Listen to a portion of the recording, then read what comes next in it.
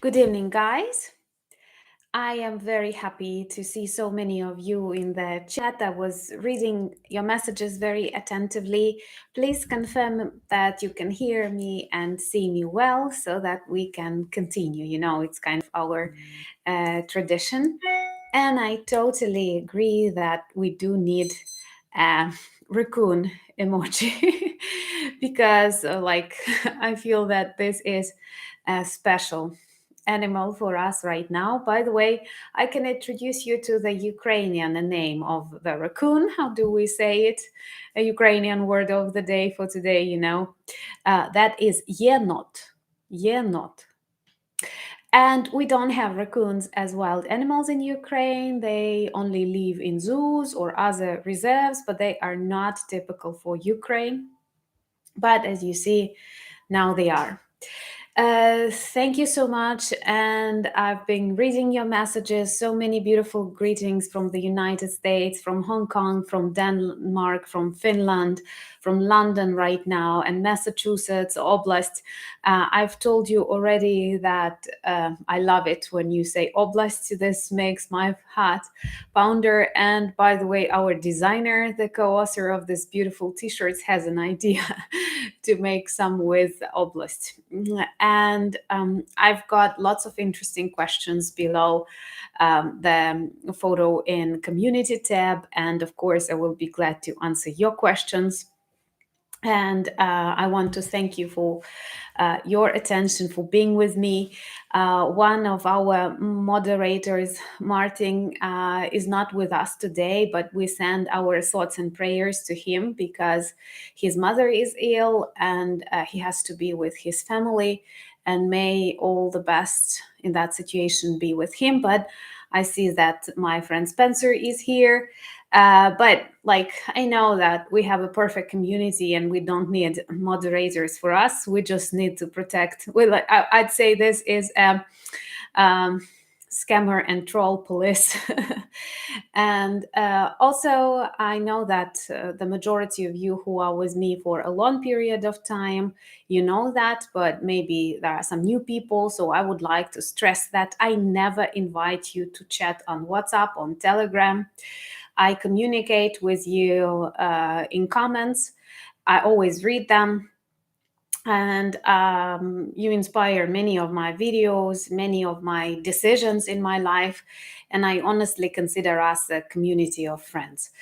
But if someone, especially with a weird nickname with lots of numbers and other things, be careful because these are scammers. You cannot avoid them. I try to block them, and moderators try to block them as soon as possible, but sometimes.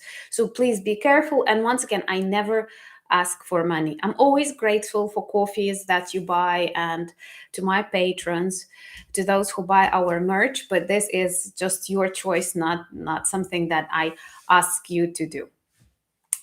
Greetings to Ontario and to Canada and to many beautiful people. Thank you. Greetings to Switzerland, and thank you for complimenting my hair. Also, if you are with us, if you watch this stream and you like this stream, like it and share it. Beautiful people were asking about my birthday list on the questions. First, I was also surprised because I feel my birthday is not that close. It's in August. But later I realized that yes, there is one thing that I definitely want for birthday, and that is 1,000, 100,000 subscribers. Not because I got obsessed as a vlogger, but because I see real differences and real opportunities that this gives to me. Talking about Ukraine, and I get to know many beautiful people who have various important projects, in the scientific field that I can join and speak about Ukraine and changes that were brought to academic life, or various cultural projects. Or soon I will participate in Berlin Aspen Institute influencers, social influencers during war, and how they fight disinformation. And I will share my experience, and I'm honored to do so. And thank you so much for buying me coffee, Krzysztof. Cheers. But I spend all of your coffee on tea and also our projects. So thank you so much. And yeah, I don't buy subscribers. I don't think that it's necessary because, uh, any artificial kind of attention is not worth it, because people have to be uh, mm,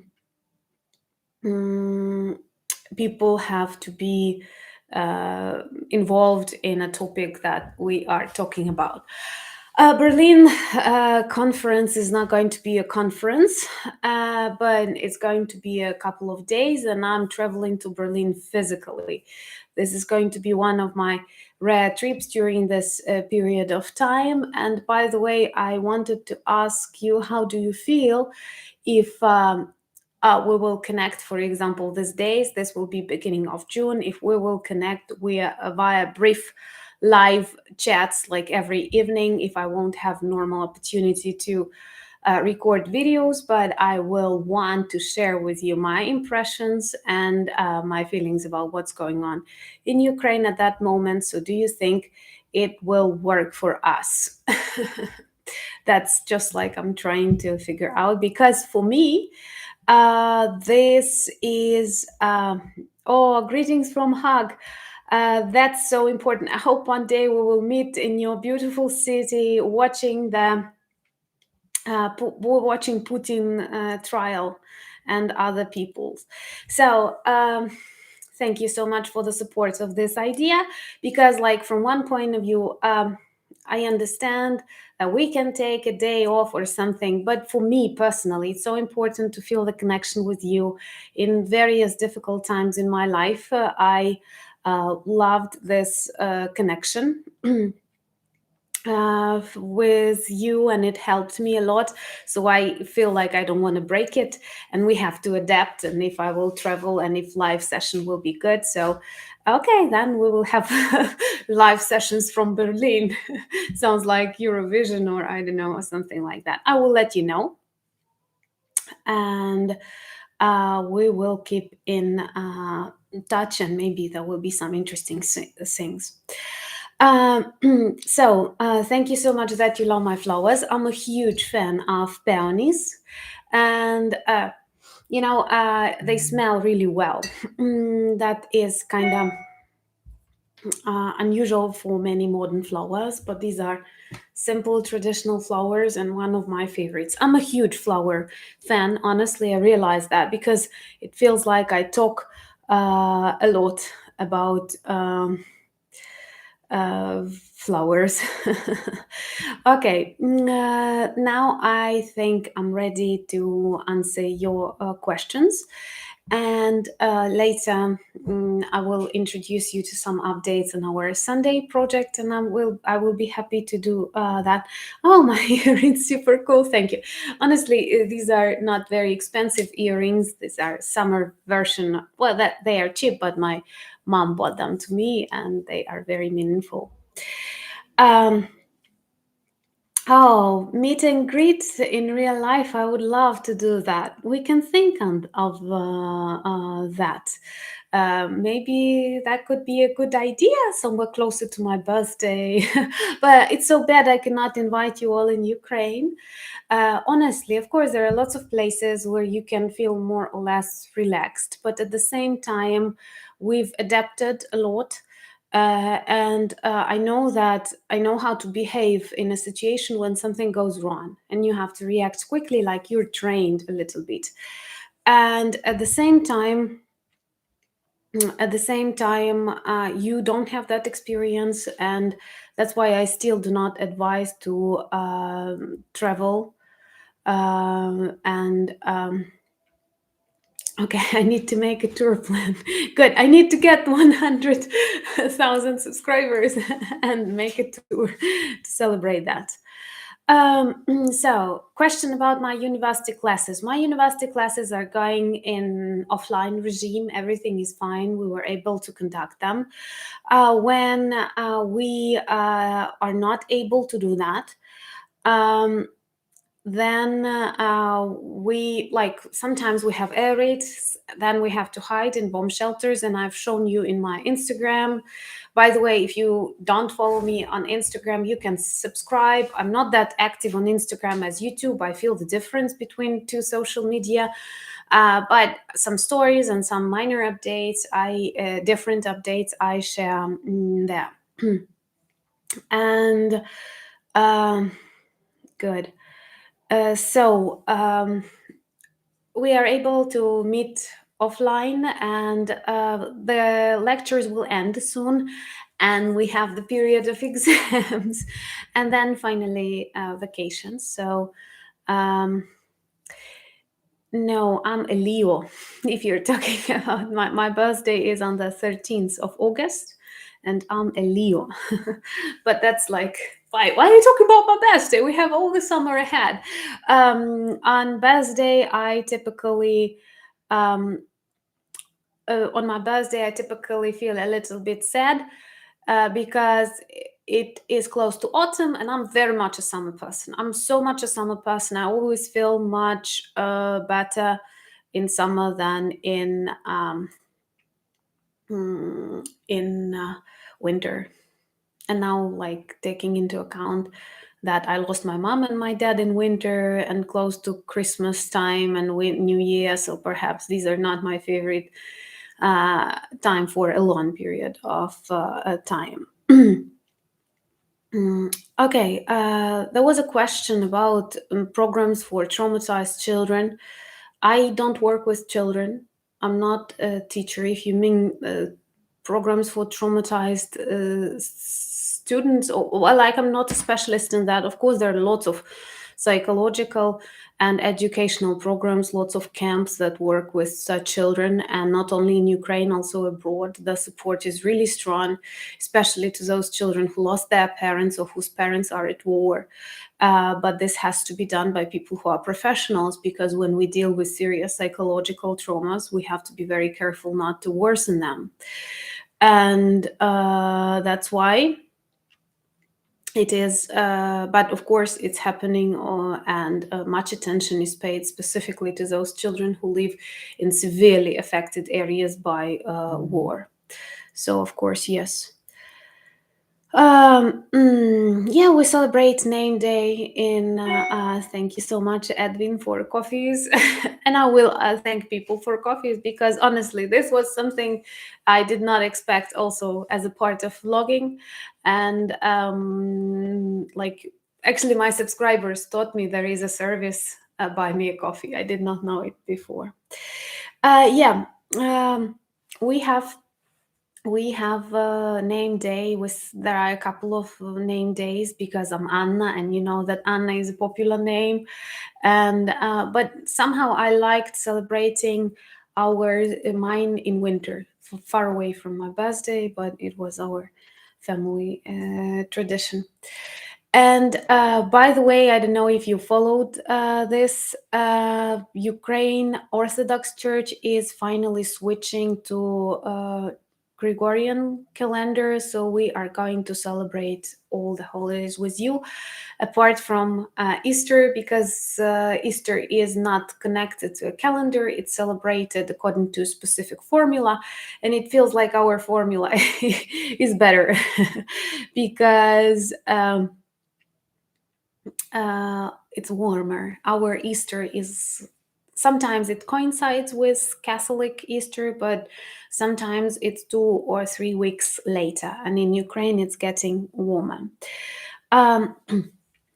So thank you so much for your compliments that you're saying, and I'm very grateful to those of you guys who tell me that you are with me from the very beginning, or like you knew me when I had hundreds of subscribers, and then you know that I was never like hungry for subscribers. And I'm really glad that all the people who come to my channel and stay, these are true people. And these are like people who care about Ukraine, people who like my perspective. And that's so important because, like, even if when I post something in our community tab, I feel like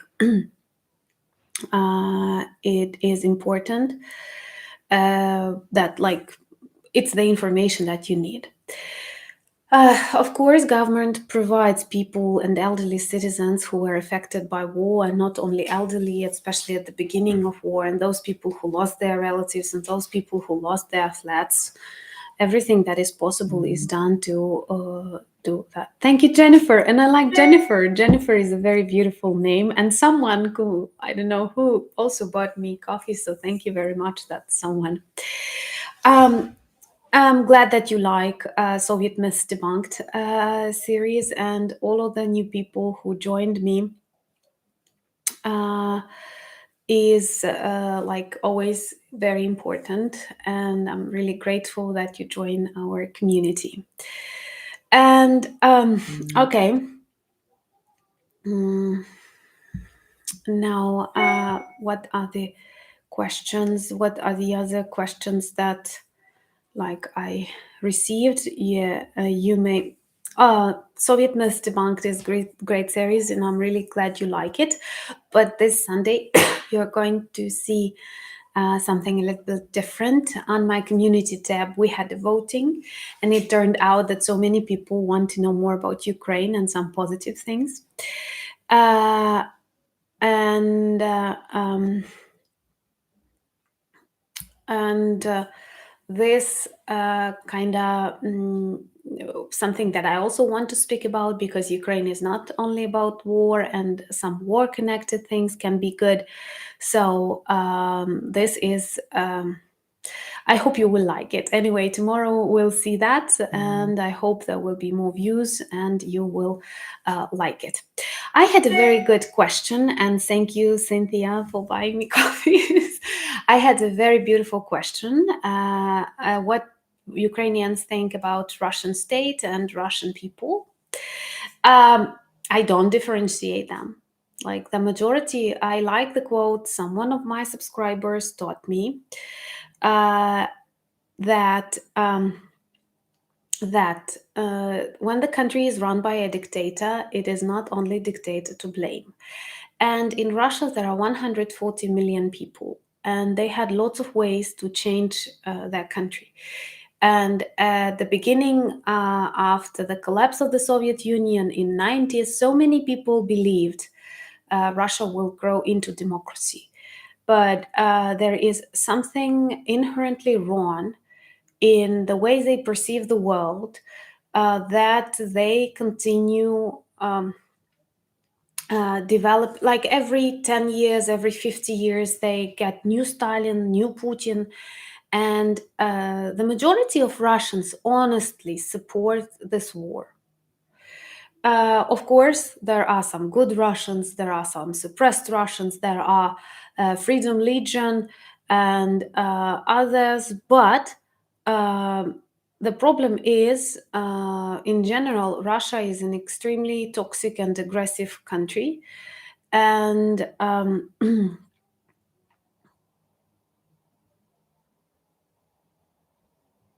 and that's it. I'm reading the questions. If you think, oh, why am I frozen? So hello, those who joined to us. Um, so many questions about if Putin dies and what I see.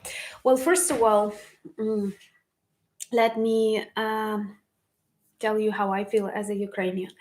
I know that many people, especially global politicians, they are extremely afraid of the collapse of Russia, because Russia is a nuclear uh, country, and what will happen if they like nuclear weapons, whom will they belong, and what will happen, and so on. Thank you so much, Run Forest, for coffees. So the thing is that, first of all, don't you feel threatened right now when Russia is united? Do you feel relaxed that Putin has nuclear weapons? No. So we cannot live normally with this regime and this country the way it is, because it hijacks nuclear power stations like Zaporizhia. They want to make nuke provocations there. They constantly threaten the world that they will nuke it. So we cannot say that with present day Russia we feel comfortable. We have to accept it. People were doing, thank you so much, Cindiana.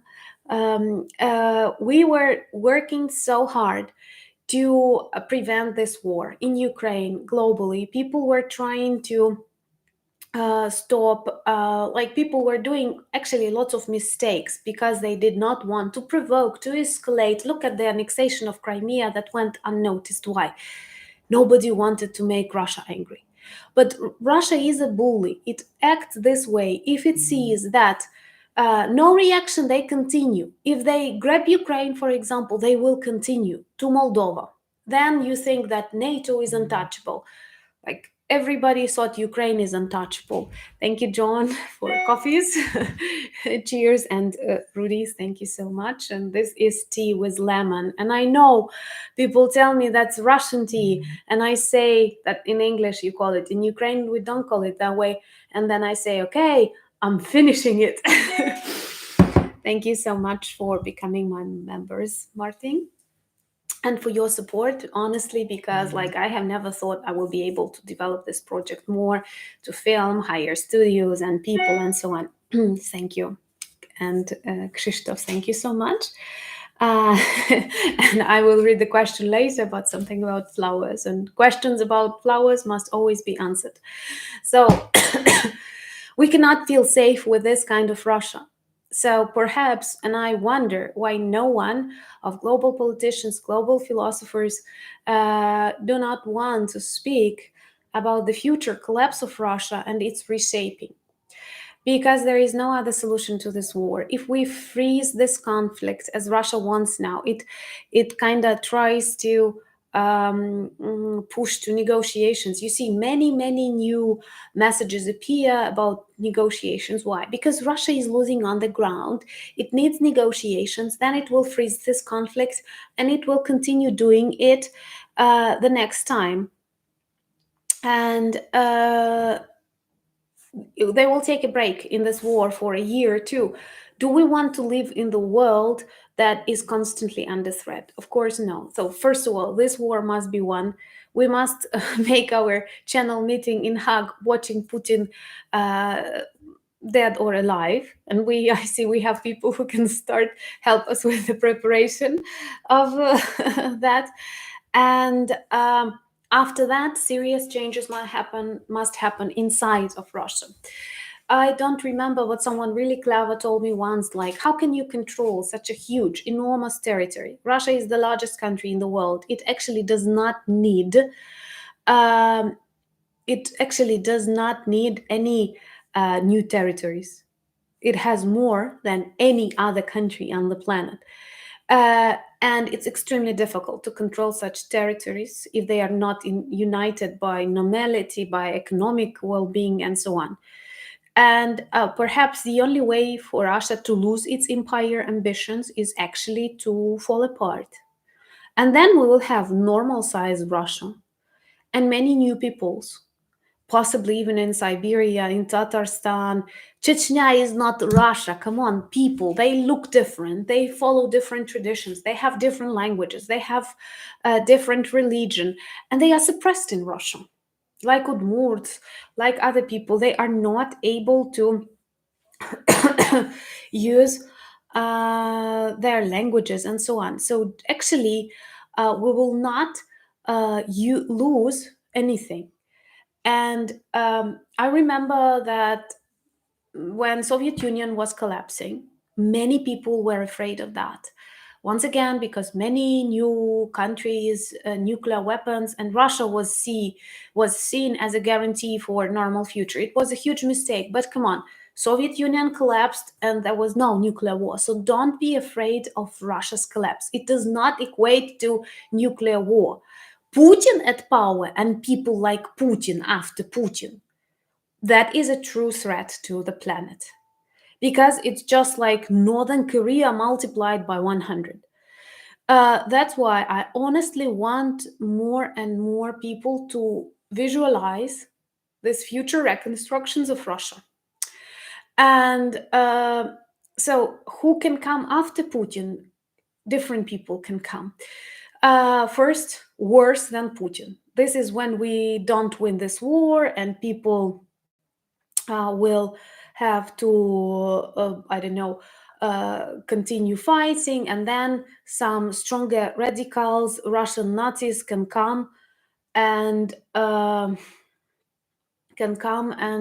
continue Russia chauvinistic politics. For example, persons like Navalny, well, it's better than Putin, but he's a Russian chauvinist that will not change anything greatly. He's just like not a dictator, but I don't like him honestly, and his attitudes towards Ukraine, for example, for me is a litmus test, and his attitudes they change very like political, like wind. What is popular, uh, that he says. And if people like this Russian partisans who are Russian Legion of Freedom and volunteers win, then perhaps some positive changes may happen because they don't have imperialistic feelings, and that is important. Many people were asking me if they are neo-Nazis. No, because they cooperate with Ukrainians and other nationalities, and they don't want Russian chauvinism, Russian imperialism. Actually, Russian neo-Nazis are fighting Ukrainian war in Ukraine. These are soldiers. Actually, I saw it on Instagram. Someone shared, and I was not able to share many. Russian soldiers who fight in Ukraine, they believe that they fight for white dominance and other things, because like West is rotten, all in danger, and Russia is the last island of Ruski Mir, of we call it skryepy. I don't know if you have heard this word.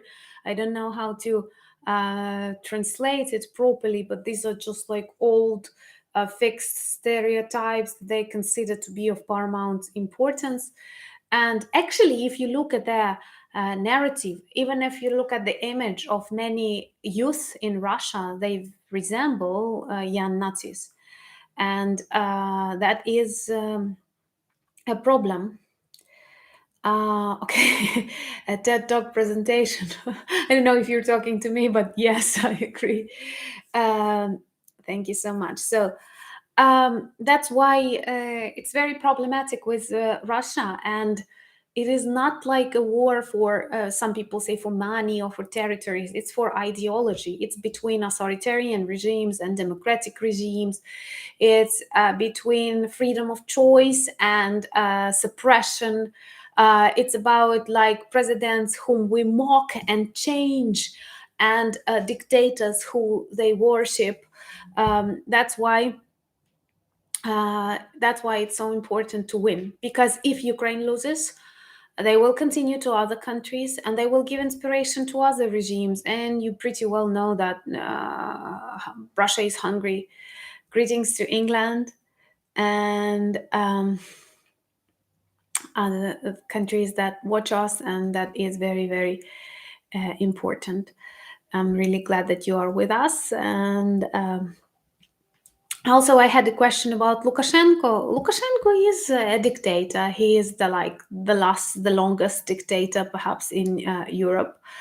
Greetings to Canada, and Toronto is a beautiful city. Lots of Ukrainians live there, and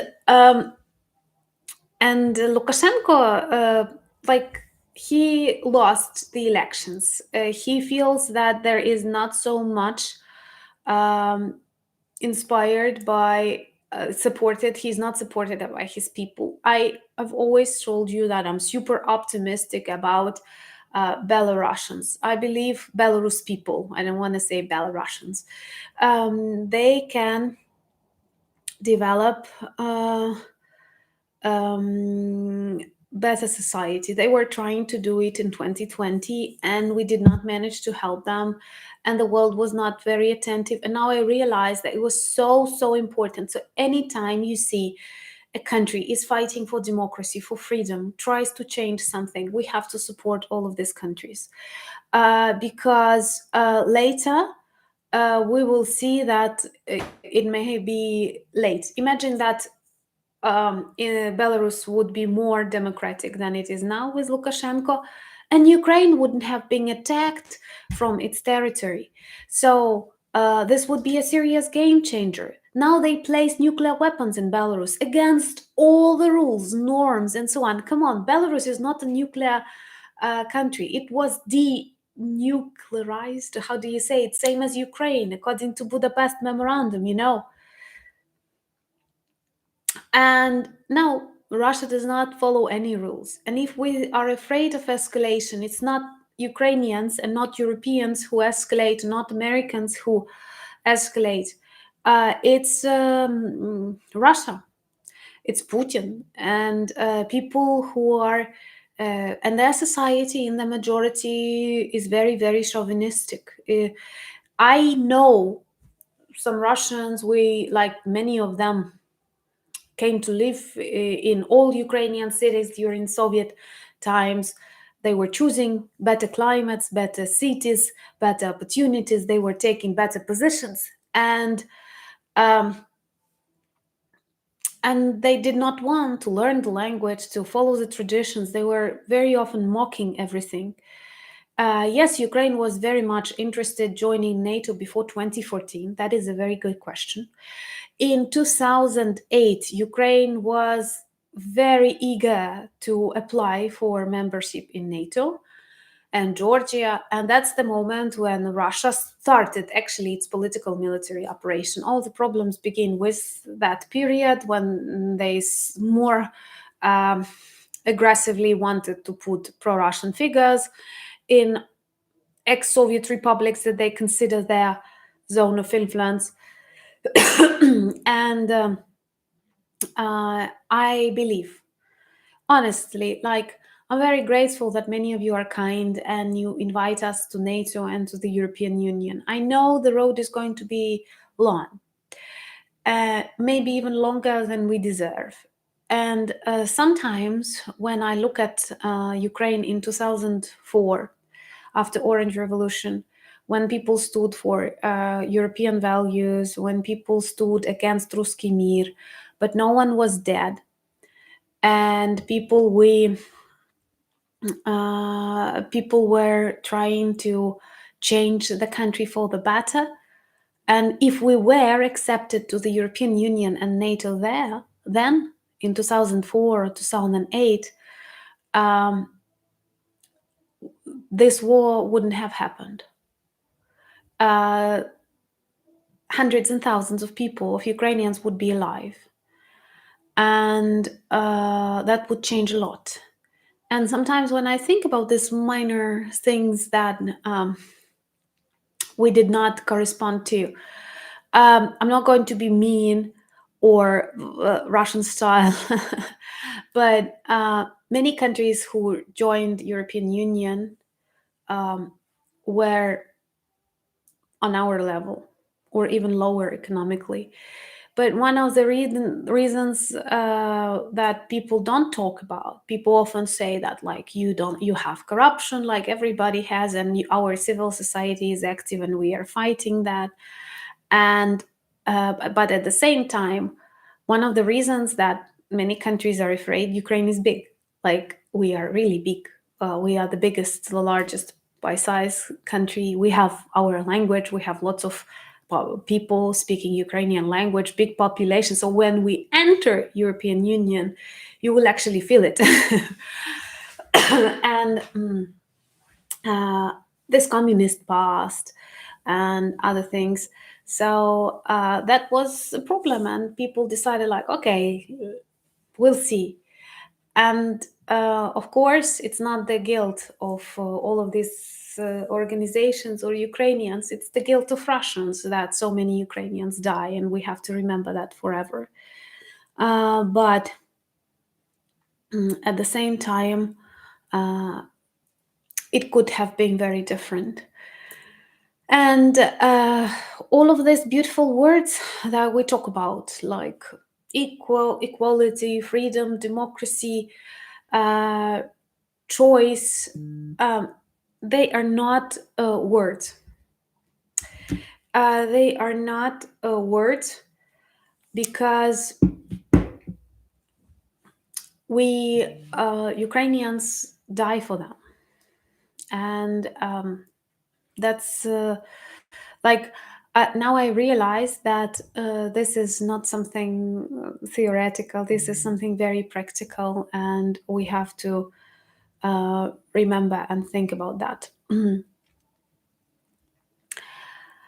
Um, I don't think it's about the size of the country that much. I can be skeptical or not, but what is that skepticism about? Like, why are you, like, I have one friend I often quarrel with because he says, like, you're not yet ready for NATO. And he lives in a country that didn't have war like for 200 years. And I realized that, practice means a lot. It also means more than theory. And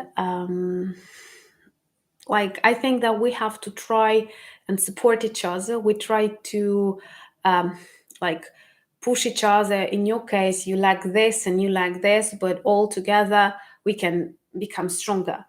And if we are going to look forward, like, you're not jumping fast enough, so not this year, it's not the correct way. So, like, every country has its drawbacks, every country has its problems, every country has its dark skeletons, but all of us want peace, all of us want development, all of us do not want to change, like, world order. We don't threaten each other, so we have to unite against this one dark empire that can spoil our planet. So that's why, like, all of us, like, if we start looking at this pluses and minuses, who is best in the team and so on, we will find, like, you will give me your arguments, I will give you mine. And but the only thing that I am very confident with, and I will continue saying, is that I think we've demonstrated enough that we are worth it. Um,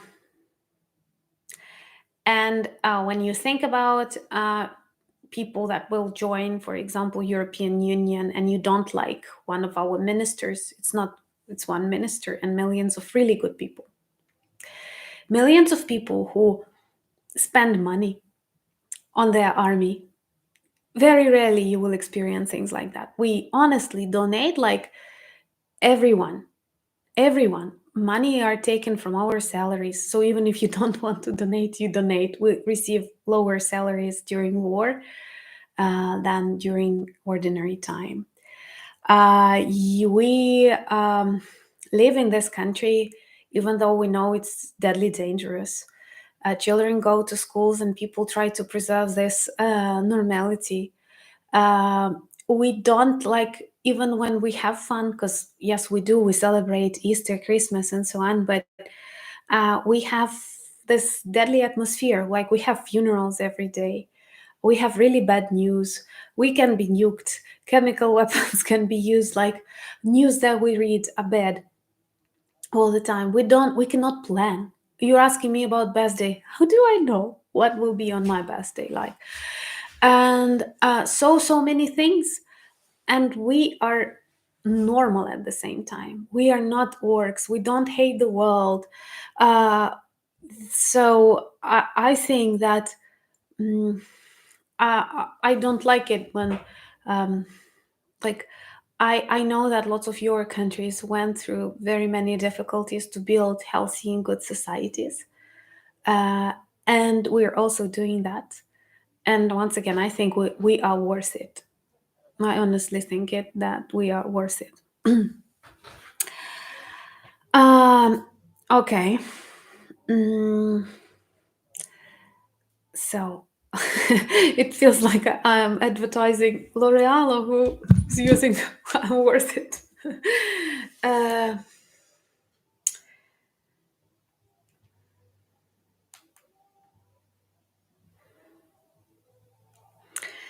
Good. Ukraine is overtrained. Do you think a woman can win presidency in Ukraine? Yes, I do. Why am I talking? How do you think? Well, Ukraine is a very women-friendly country. Honestly, often speak about that, and mm, it may happen one day. By the way, I don't know, like, what about your countries? But during various this like bad periods, lots of people appear who are like fortune tellers or horoscope or some witches or something like that, and it was very often in Ukrainian news, like for the last decade or something, that when a woman becomes a president of Ukraine, we will finally flourish and succeed. And if you remember, there was such a politician, Yulia Tymoshenko. I don't like her as a politician. Uh, she is that different generation. Like, I mean, mentally, and she sold a lot of our weapons to Russia. But I like her visually. And she was often using this phrase that only a woman can save Ukraine. So I hope one day, um, like, I think that in this, like in general, Ukrainian society is very, it gives normal environment to women. And historically, I often speak about that. Lots of Ukrainian women were ruling their men. And, like, there are lots of jokes and national songs where a man is actually afraid to come back home because he's late or something. And a woman, there is even um, a joke. I will try to tell it to you, that like a husband and a wife got married, and he is telling her, he's giving her some instructions, and he says that if my cap is to the left, then I'm angry and you don't have to touch me and talk to me. And if my cap is to the right, then everything is okay, and so on. And she tells him that if my hands are on my hips. This is a very typical Ukrainian posture, by the way. You can see lots of paintings and like naive art, like a woman standing like that. And she says, and if my hands are on my hips, I don't care which direction your cap is. Like, so this is like briefly about. I have some friends who tell me that it's bad. To be a president, it's bad for your health. And then I look at Zelensky and he is aging quickly, and that's not what I want. So maybe I will work in this cultural sphere, write books and entertain you and help you discover Ukraine and Eastern Europe. I feel more inspired about that. So um, and by the way, I have a lot of friends of this channel from the northern countries, and I'm very grateful for your support. And you know that in Ukraine we value our Viking connections, and like Viking women, they were always strong. So maybe we are a part of that. Thank you so much. I do like it when you say that I'm the best ambassador or a good ambassador. That means a lot to me because, recently we were we were talking with someone of my friends, that we talk about things like what you love in your life, what you feel in your life, and then you come to realize that you do um,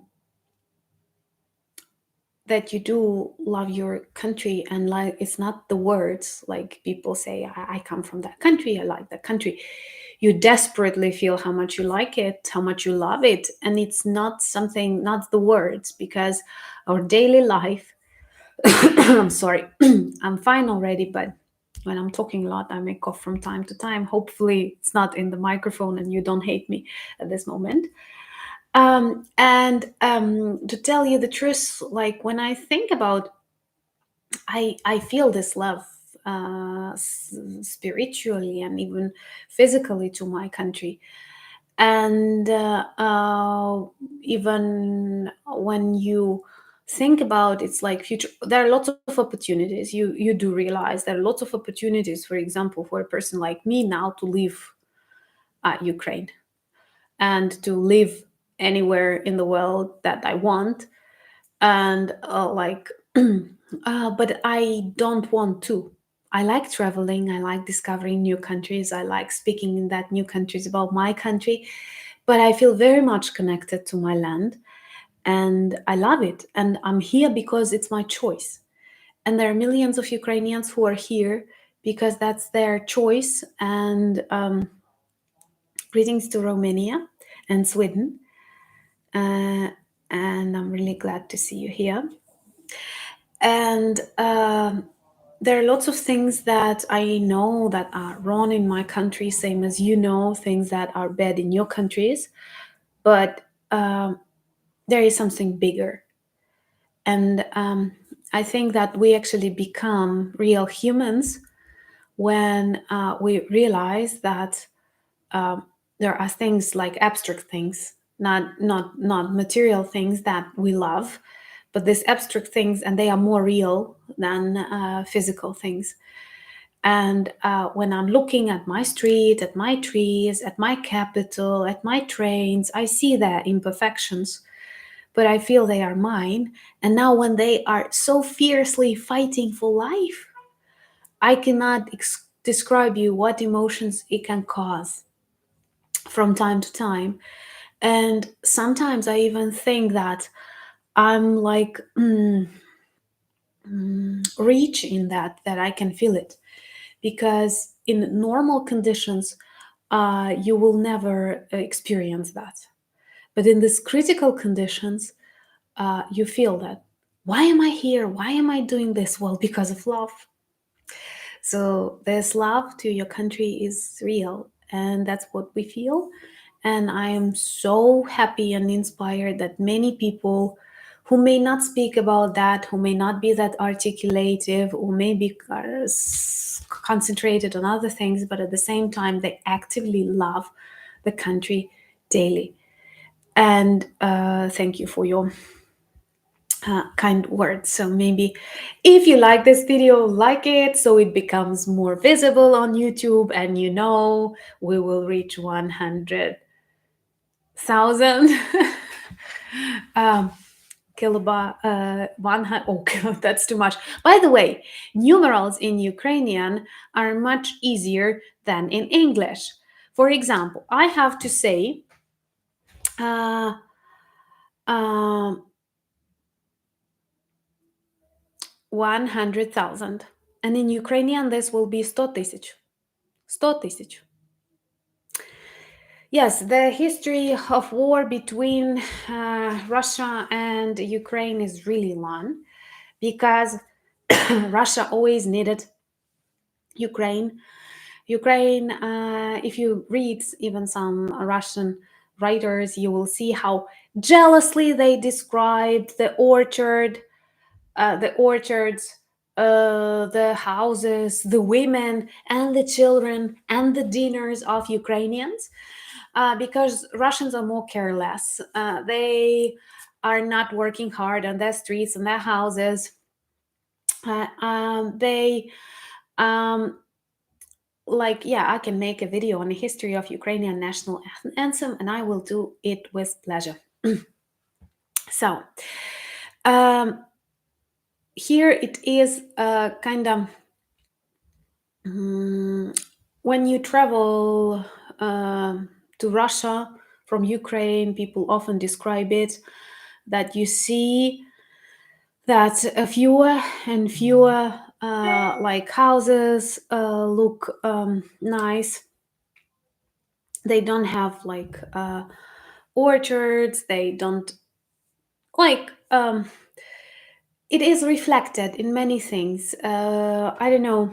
My dad used to um, have this used to make fun of this, like he wanted to compare, and I spoke about that in one of my videos, but he was talking about mm, fairy tales, and in Russian fairy tales, like one is about um, like the hero of many Russian fairy tales is Ivan the Fool, Ivan Durak.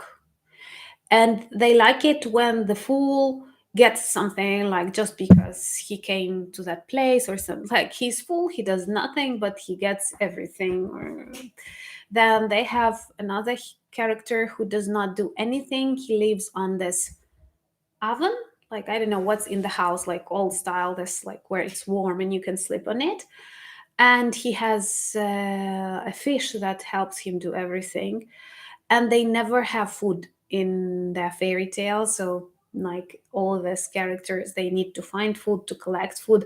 And Ukrainian fairy tales, they are very much like oriented on prosperity, and even cats are hardworking and stuff like that. So this was kind of um,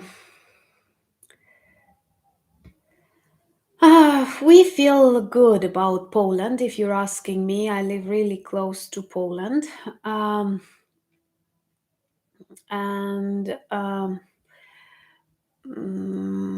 of course, like there will always be some questions, some misunderstandings, some historical things, and Russians very much worked on that.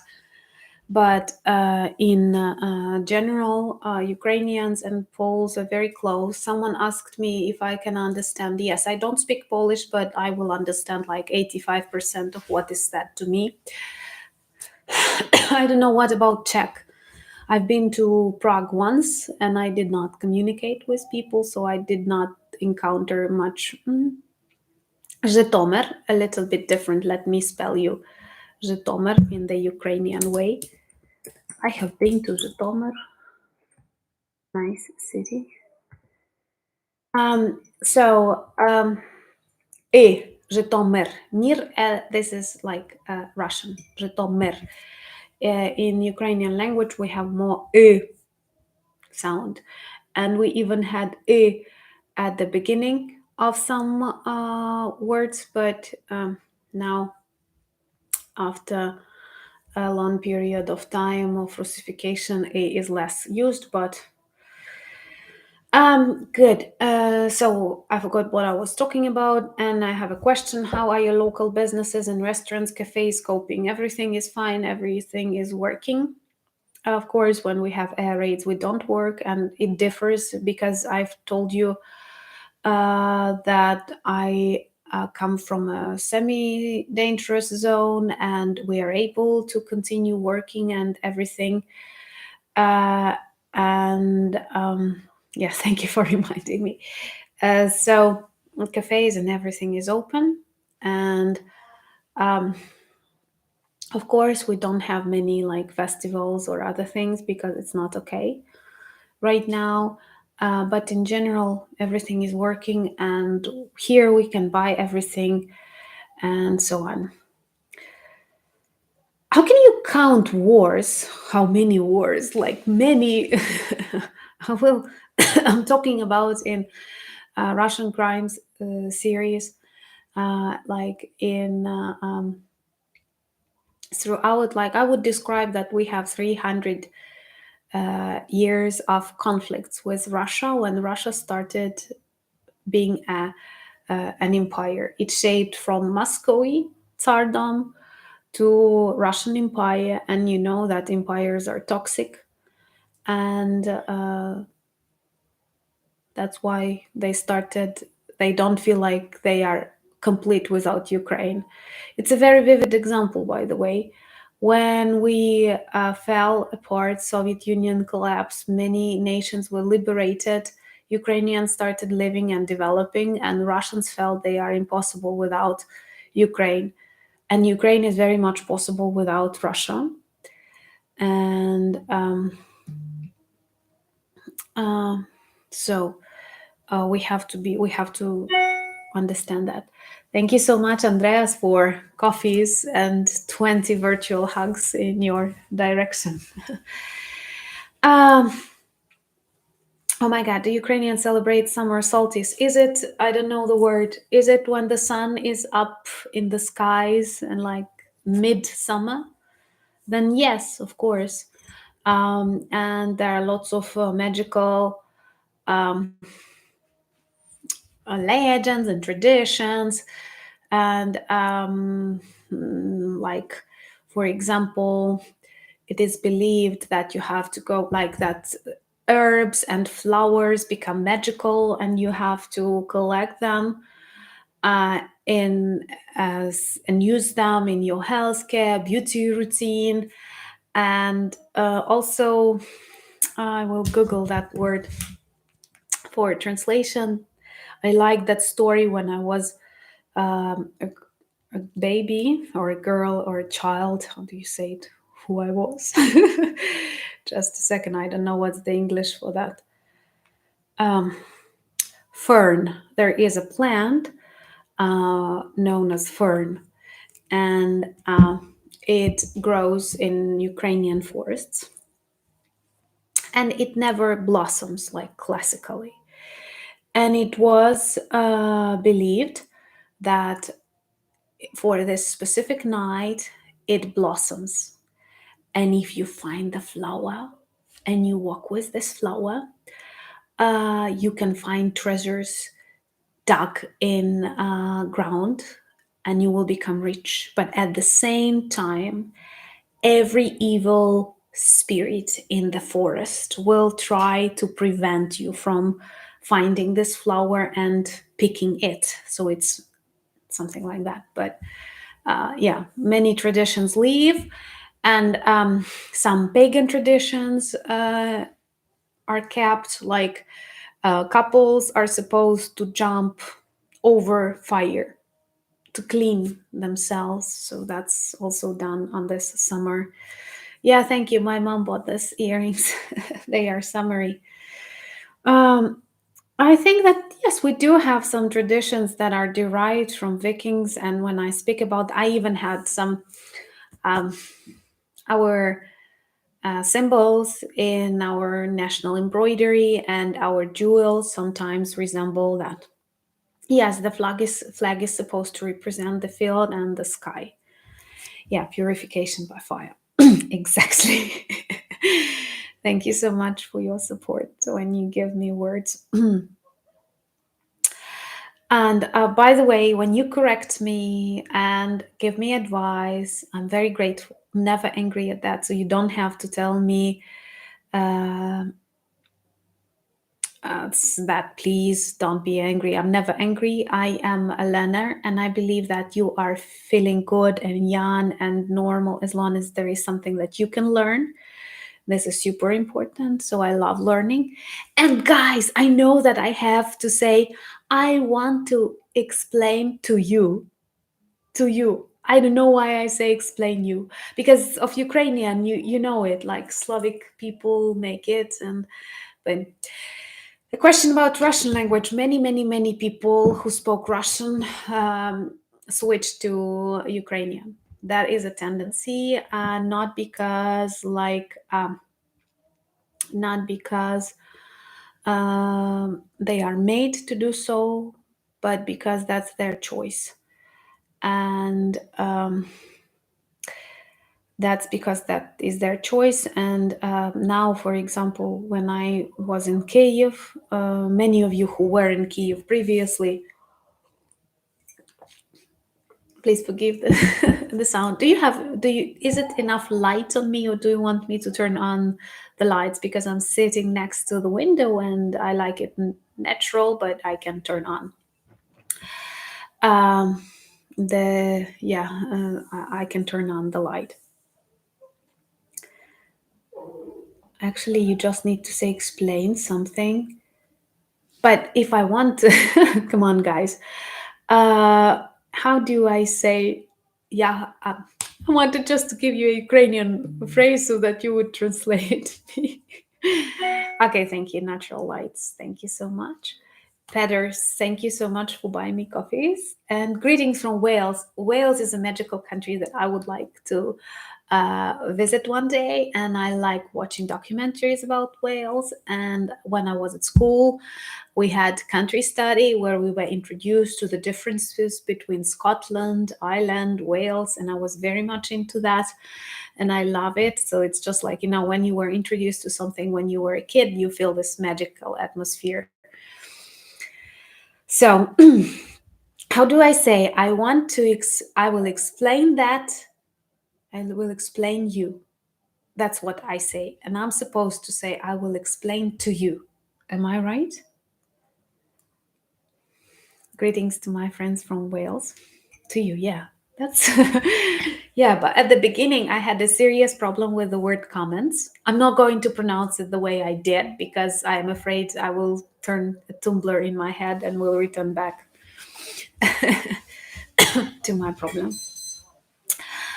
Um, well, people in Donetsk and Luhansk and Crimea do not support Russia. Of course, there were some people who did. Plus, you have to understand that Donetsk and Luhansk were the regions severely Russified. First, they had Holodomor genocide that led to death of millions. After that, they were industrializing the region very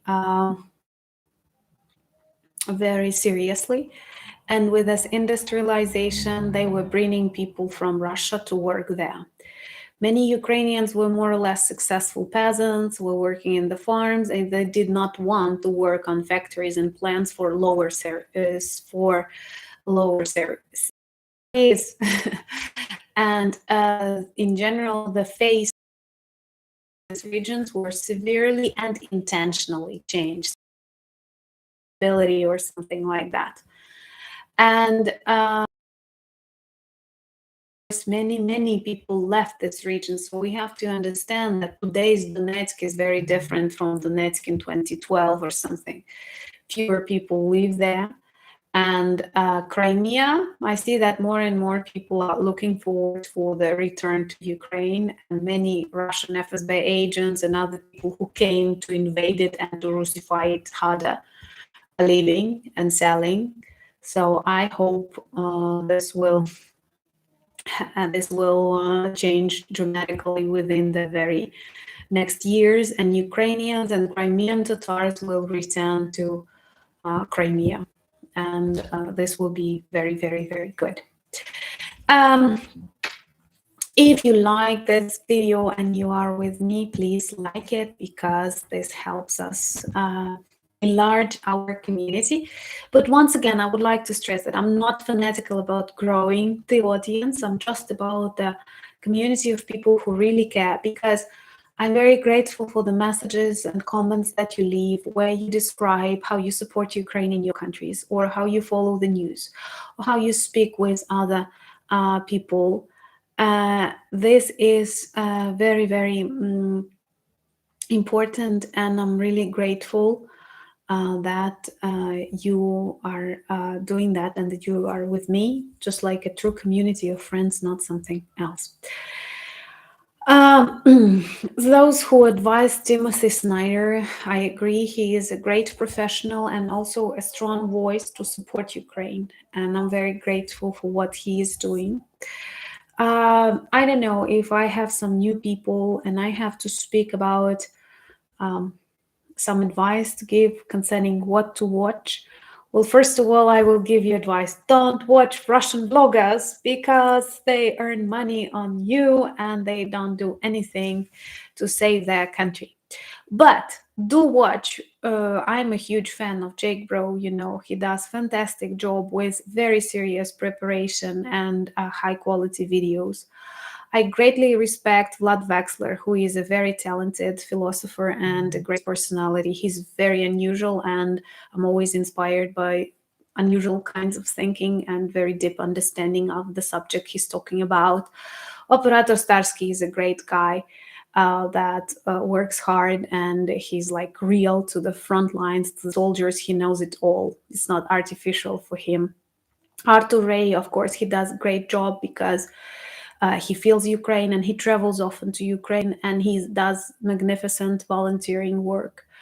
I have shared Silicon Curtain channel on my community tab, and Jonathan is a very deep thinker and he's got perfect interviews. Thank you, John, for um, buying me coffee.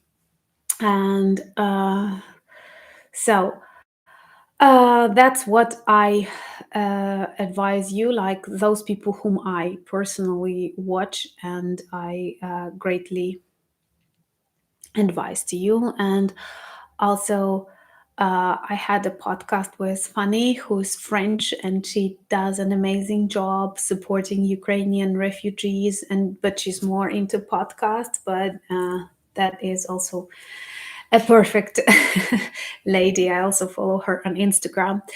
I always invite you to join my um, Instagram if you want, and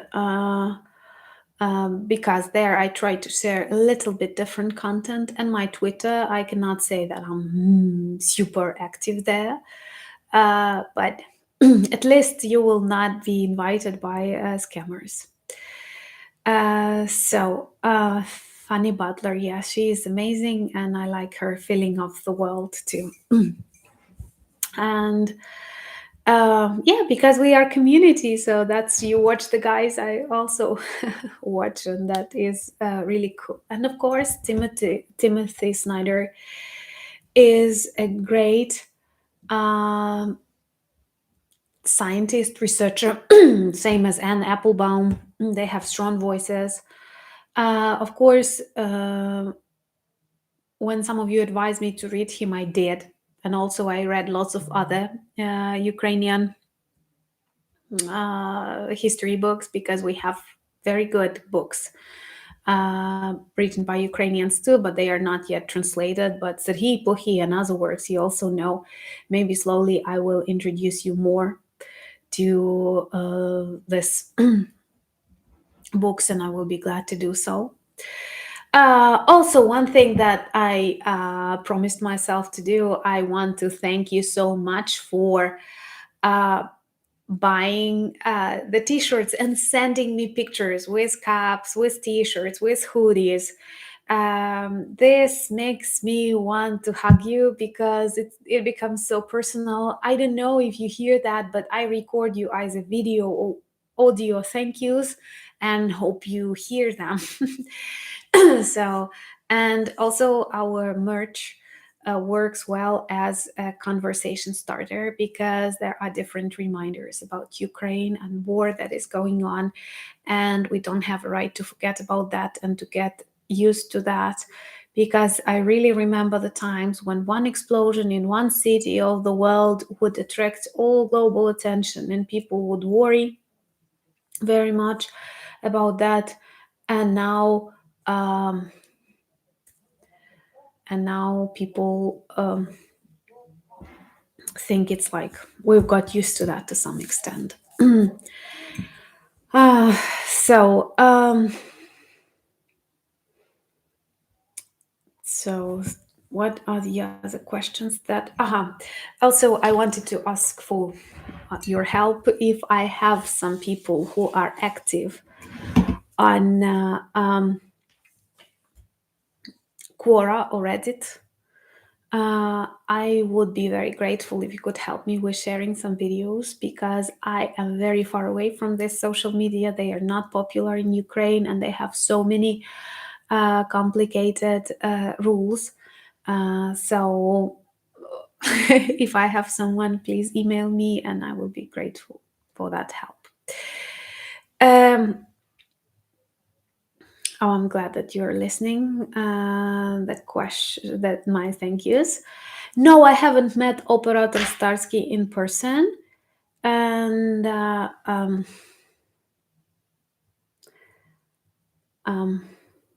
so of course there are many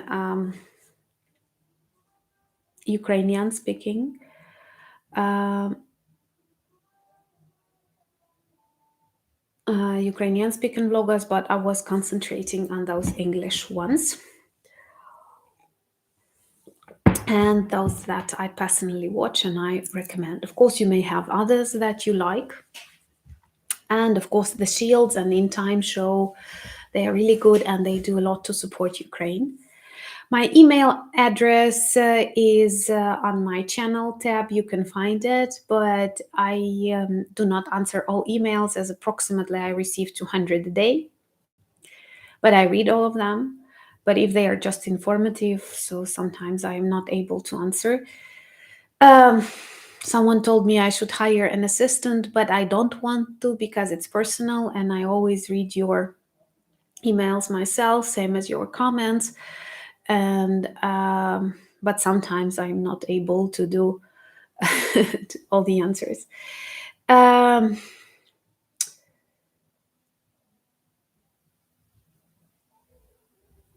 I don't think that like entering European Union you have to give up your values. I think that you have uh, but the Nis is not the pilot in the army, as far as I understand. He's out of Ukraine right now, if I'm not mistaken. Um, and yeah, so these are the channels that I invite you to follow. And is it Merlot or tea? It's tea. It's tea. But maybe after the stream, I will have Merlot. By the way, guys, Ukraine is a very good. Thank you so much, Linux. um, Thank you so much for. But you will be surprised to discover that Ukraine is a good wine producing country. And in Odessa region in Crimea, the climate is perfect and similar to France, and that's why it may be. I will do a drunk stream after we win.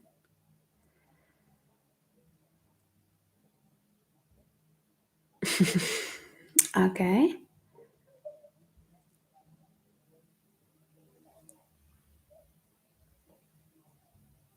And no, I don't follow Denis Davidov. I follow Operator Starsky. I follow Jake Bro. These are my Arthur Ray and Vlad Wexler, both chat and Silicon Catter. These are the ones that I personally advise because I have no questions to them, and I do like their outlook. What types of videos I will do after war? Haha. First, we have to reach this point because honestly, at the beginning of this war, I believed this will happen like really quickly in a month or two. Now we realize even if Ukrainian uh, counteroffensive is going to be successful, it is not going to be really quickly because like even if all Russians, thank you for becoming my patron, Ronald. This is, I'm very grateful for that because you give inspiration and you allow me to develop my channel more. And there are lots of things that I want to film, starting from Ukraine as a good wine country and finishing with other beautiful things. But I do realize that it is not going to happen really quickly. And perhaps, honestly, thank you for saying that I'm your favorite Ukrainian YouTuber. And I'm your favorite Ukrainian YouTuber who turned on the lights. No, we don't have electricity outage, but I did not turn on the lights in my room, so it looks like that nowadays. We look at yeah, it's getting dark. It's getting dark, not very dark, but you see that I had to turn on the lights. Yeah, someone told happy birthday to Kiev, and tomorrow is the day of Kiev. This is a beautiful day. Robert, thank you for buying me coffees, tea to your health. Um, mm, and and mm, I think that orcs will try to congratulate Kiev on the day of Kiev. I Oh, good evening, friends from Canada who joined us. Um, I do think on writing a book because I have experience of writing in Ukrainian, not personal book, but I was a co-author of a number of books in fiction, non-fiction, like about history, culture, and I ran part of a project in the daily Ukrainian newspaper that dealt with Ukrainian cuisine, but it was not the recipes. It was more about the history, some intellectual stuff, and I loved it a lot when you combine important historical and philosophical messages wrapped in something tasty and interesting. Because I believe that anything that you listen to, read to, it must be interesting. It cannot be boring. That was one of the reasons, actually, why I also launched my channel, um, because I also wanted this war and other important things to have this human face, not just like according to the statistic conducted by the Ministry of Defense of Ukraine, we have blah blah blah. Oh, that's important, but other things are also important. So I try to. Thank you so much. Hellfire sounds like we need some hellfire for Russians. Um, So, no, I'm not going to turn newspapers into the article or something, but I think I am able to write a book not about my war experience, but include some of my war experience because, once again, there are many people who fight and women who fight on the front lines, or many people who live in Kharkiv or close to front lines, and they have more to tell.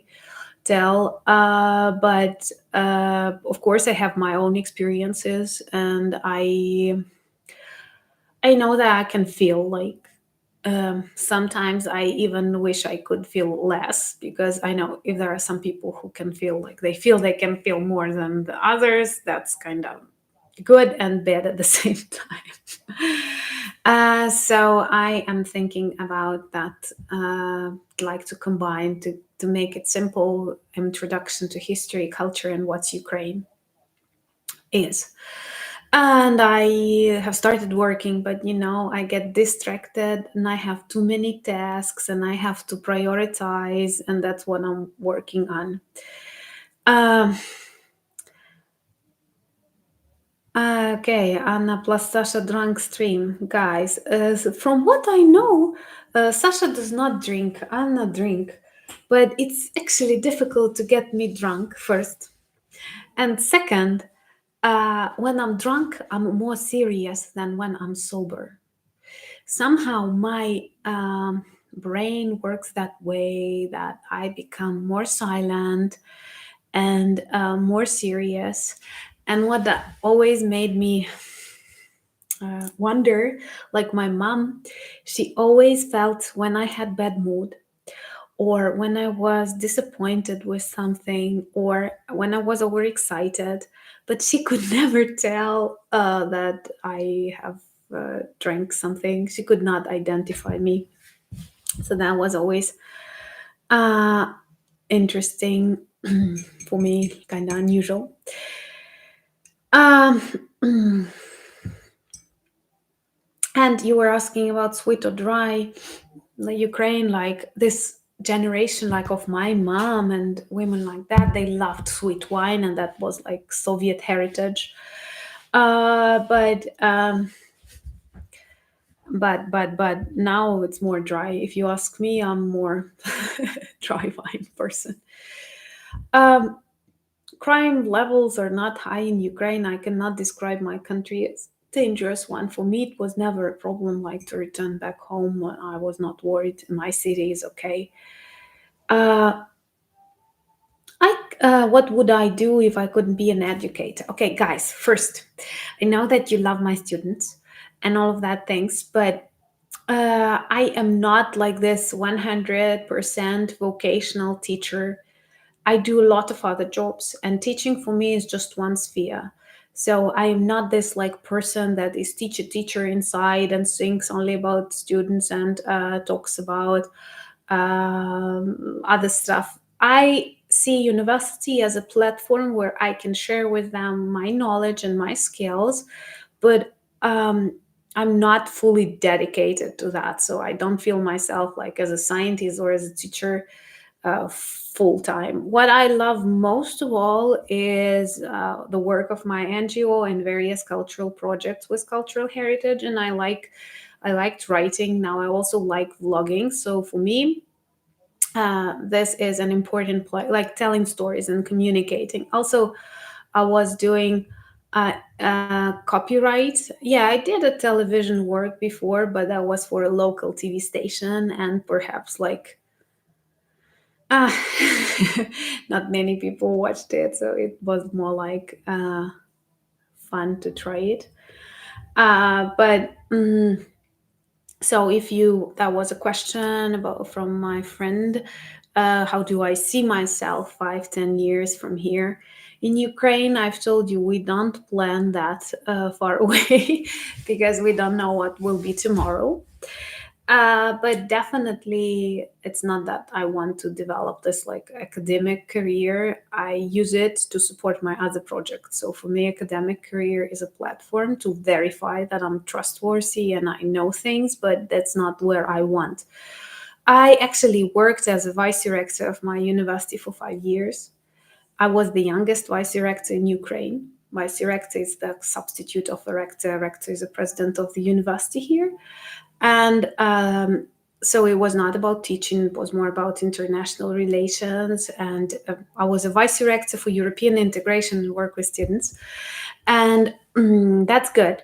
But education in Ukraine is pretty slow reforming thing. And um, it likes everything to be a little bit boring and very traditional. And I feel like, for example, cultural heritage, digitization, and my stories are more closer to what I do and how I feel I will express myself. So, so I would like to finally write something, and I would like to like invest more time in my in my telling stories.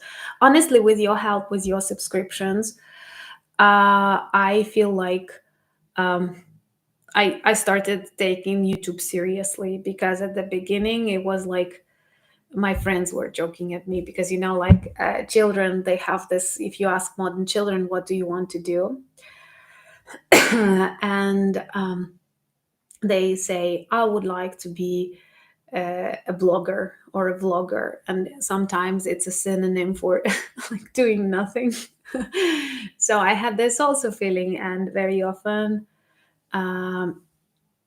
no, Dan is the head of the faculty and rector is the head of the university. So I was helping the head of the university, and that was a serious and responsible job. And I did well. I worked for 5 years, but later I decided to continue writing my postdoc and to be more free, because you are very, very much restricted in the schedules and everything. And also in Ukraine, it's sometimes pretty political, like this job too. You have to do lots of things that you don't want to do. Yeah, I would like to start another YouTube channel now. So I started taking YouTube seriously too. And of course, there are things that I like doing in cultural diplomacy. My organization has a couple of EU funded projects, and we are members of various EU networks like Carrare or Culture Action Europe, if you know that. That's what I love doing. Thank you for complimenting my lipstick. That's important. I'm a girly girl, so I do agree that's important. I like it when you like my nails, my lips, and so on. Thank you for saying that I have a gift of telling. So that's exactly what I want to develop too, because and it all, like, my mom used to ask this question too. So, what are you doing exactly? I think that everything is connected. My teaching, my writing, my vlogging, my copyright, and my cultural heritage. It's all about telling stories, it's all about communicating. So, I think that I work as a communicator, but just like have different sources of income and different sources of attention. So, I do like it. Cats and corgis. Dogs or cats, cats and corgis. Ah, thank you so much. So many compliments to my eyes and to my hands. Okay, but do it without this like when I push you. That's not good. Yeah. So thank you so much for compliments. Yeah, thank you. Um, yeah, it looks like it's totally dark, but it's not like that. It's just like light playing with everything. I don't know if all Ukrainians will come back to Ukraine after the war is over. I think that some will come back and some will not. Some will find their lives in your countries, and I'm very grateful for the support that you demonstrate. And I'm so inspired when some people write me and tell that they like Ukrainian refugees, that they are hardworking, that they pay attention to culture, that you like the way they integrate in your societies, and that makes me very proud. And but at the same time, of course, many people will return. Um, and that's why like I don't know, I don't play. uh, I don't play and I don't sing, and that is questions. Thank you very much for supporting these young people from Ukraine and giving them your home and explaining them your culture. This means a lot to me. Thank you so much for coffee, hellfire. I don't play video games. I do not advise you music because I don't listen much, and I do like some. Maybe I will record a video about some popular Ukrainian groups for you to introduce to them. But I was listening to Miley Cyrus. I'm sorry, I don't know if she's she's popular here too with her island and flowers. It's everywhere in Ukraine. So no, I have never written to Kiev Independent, but they are really cool, and I like what they do.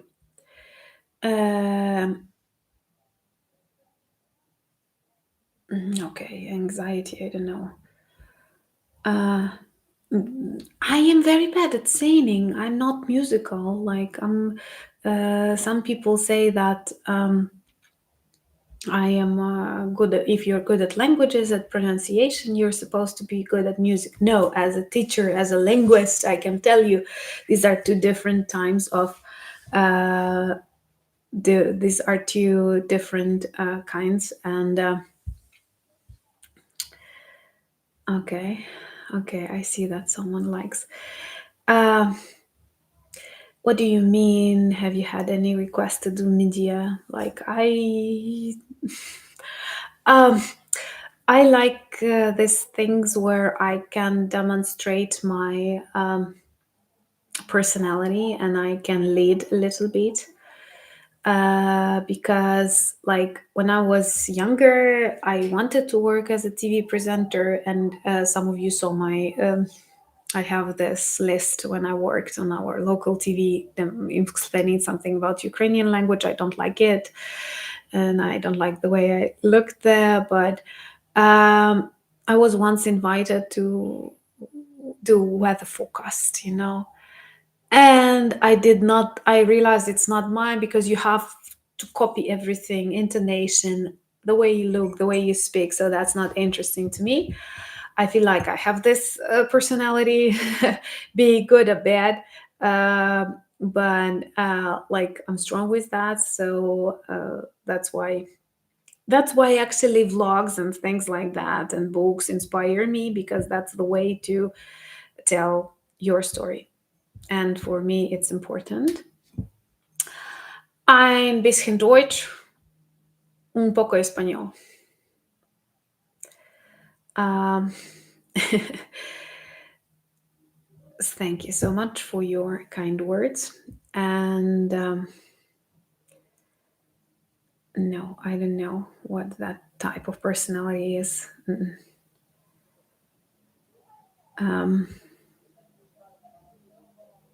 Yeah, that's why the only song that I think is the national anthem, because that's the moment when you don't need to be, your voice does not matter. The story and the emotion that you have. And I have started singing it actually after um, Anna is natural resource. I like it.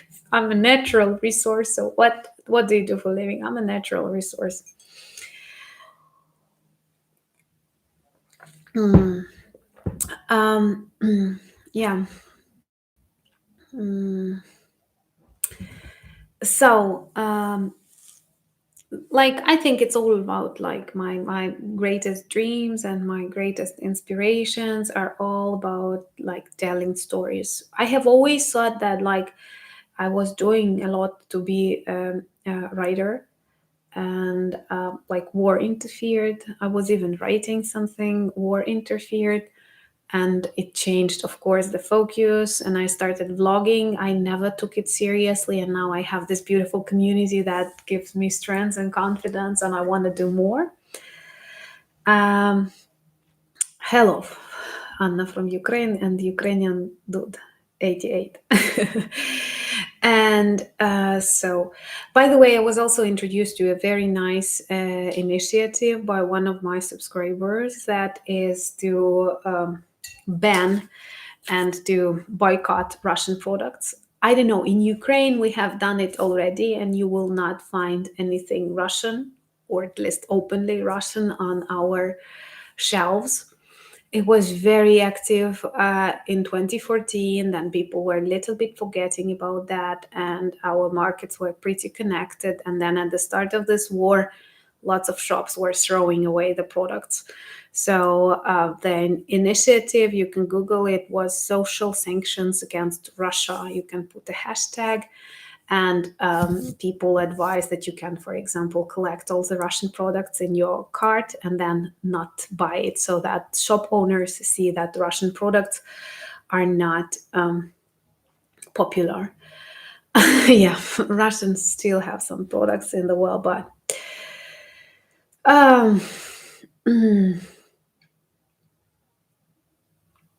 you asked me about my family in Argentina and do I have connection? Yeah, I do have connection with my Argentinian family. Like, my father was born in Argentina in a Ukrainian family, because many Ukrainians immigrated from Ukraine to Argentina in the 30s. And I have found his records and even the story of the sheep they were traveling to. And that was actually the book that I intended to write about. And later, the family of my father, with my little father, who was 5 years old, decided to return back to Soviet Union because of Soviet Union propaganda. And of course, they did not like it there when they returned. Um, but there was no choice to return back. And my grandma had four brothers who left in Argentina, and now they have their, like, I have some cousins there, and of course we communicate with them. So one of the countries that um I would like to visit is definitely Argentina. You know that I am not a keen flyer. I try to avoid planes. Thank you, Yanni, for buying coffees. Thank you so much. Um, and I was afraid of like I've used planes a lot, but if I have an option, I don't. So for me, it was always like, can I fly 14 hours to Argentina? But this war and the tragedy that I had to go through with my mom totally changed my attitude to fear, and I think I'm no more afraid of many things that I was of. So maybe I will fly. And by the way, I've told you already that I drink on planes because I need that to relax. So those who want to see me drunk, you have to fly with me somewhere, and that's where you will see it. That's a difficult question. My view on Falkland Islands that my relatives say Islas Malvinas. And whenever I post a picture of Thatcher, Margaret Thatcher, they ask me, take her away, take her away. But, I do not share many of Argentinian political views because they are so much influenced by Russians at the same time. Well, of course, I separate, for example, Brazil. They have this president that likes Putin, and I have so many good subscribers from Brazil. And I know that there are so many Brazilians fighting for Ukraine in international legion. So of course, I always separate people with their governments mm, because sometimes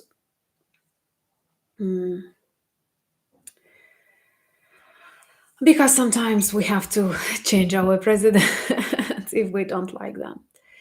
Do I hate Putin? I despise.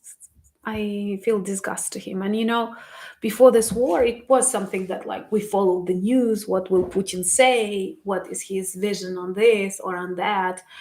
And now I don't care what he says. It doesn't matter. For me, he is a half like not. He's not. Like once again, someone told me, "Don't say they are orcs. You are dehumanizing them and their children. They are killing our children. Not like saying jokes about children or disrespect. They are killing our children. They are killing our people. They came on our land to do it, to erase our culture." And once again, it's not me who dehumanizes Russian. It's Russians who dehumanize themselves. Gracias por tus palabras. Es muy importante para mí. Um, Comprendo casi todo en español, pero necesito práctica y leer más. Tengo un pocos libros sobre Evita Perón, por ejemplo, porque ella me encanta mucho. Yo sé que ella no es muy bien, pero Madonna, Evita, todo me encanta. Gracias. Disculpa, por favor. Yeah, I see that some people like Margaret Thatcher's, others don't. Yeah, pretty dark.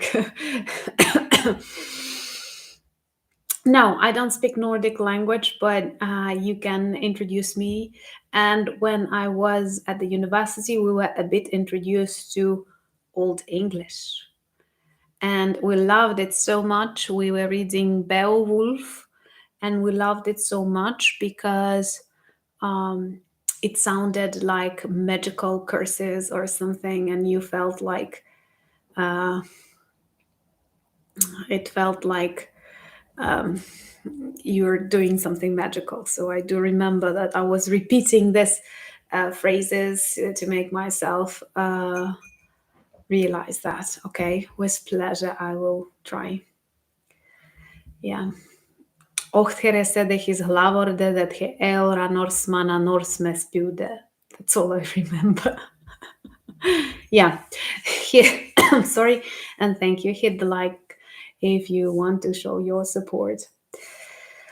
No, I cannot speak French. I can only say merci and one phrase that I cannot repeat online. Yeah. Yeah, I got answer in some magical language. Thank you so much for your support. Maybe a couple of more questions, and it is not that dark. I don't know. It's like a trick of this electricity. But anyway, maybe a couple of more questions, and I will let you go and drink your coffees or wines and so on. So also tomorrow I invite all of you to see a new episode of like a project that will be more Ukraine oriented, because on Sundays I try to give you something a little bit different, a small rest from war, and maybe more about Ukraine. And if you will like it, please share it. And I will be not yet.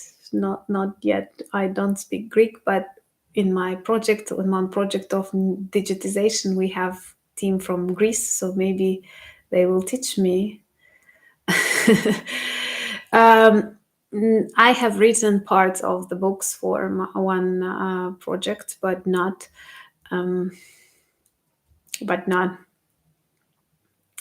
my personal books. Yeah, Sasha filmed, of course.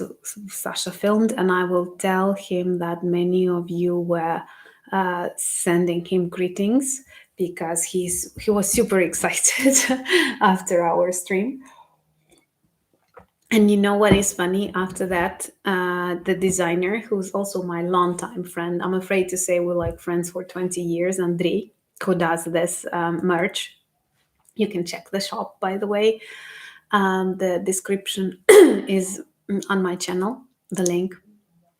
And he said, let's do a stream with me. Let's do a stream with me. So you see, they are using me. They all want your attention. And that's really cool. That works as an inspiration. So maybe if you will wish one day, I will also introduce you to our designer who is English speaking, very English speaking. He was a teacher of English. And he also has lots of experience of how to live in Kiev during various missile attacks and how to live in underground for a while.